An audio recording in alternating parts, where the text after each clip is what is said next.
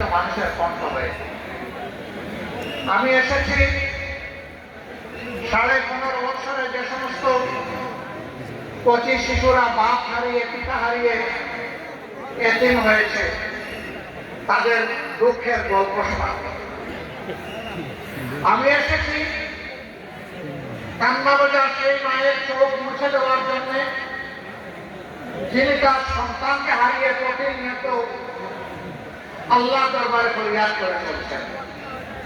জালিমরা যাকে খুন করেছে, আমি এসেছি সেই বোনটির জন্য চৌকানে কচি বাচ্চা সহ স্বামী হারিয়ে আজকে চোখের সামনে অন্ধকার দেখতে পাচ্ছি।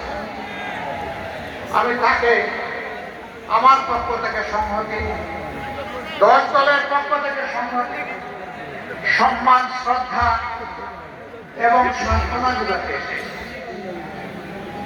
আমি এসেছি সেই সমস্ত মুসলিম মানুষের জন্য। স্বৈরাচারী সরকার শুধুমাত্র তার রাজনৈতিক প্রতিমুক্ত হওয়ার অপরাধে যাদেরকে আমাদের চাকরিটা ছেড়ে দিয়েছিল তাদের পক্ষে মসজিদের ইমাম মুয়াজ্জিনকে গায়ের দিনে মসজিদ থেকে বের করে দেওয়া হয়েছে। তাদের আহাজারির সাথে আমার কণ্ঠ মিলাতে আছে। প্রিয় গাইবান্ধা,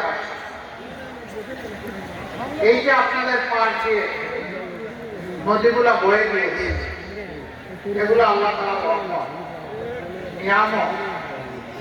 কিন্তু এই নিয়ামত গুলাকে অতীতের 54 বছরের সরকারগুলো সংরক্ষণ করে। এক সময় যে নদী দিয়ে জাহাজ চলত, এই নদী দিয়ে এখন সাধারণ নৌকা চলাচল করতে পারে।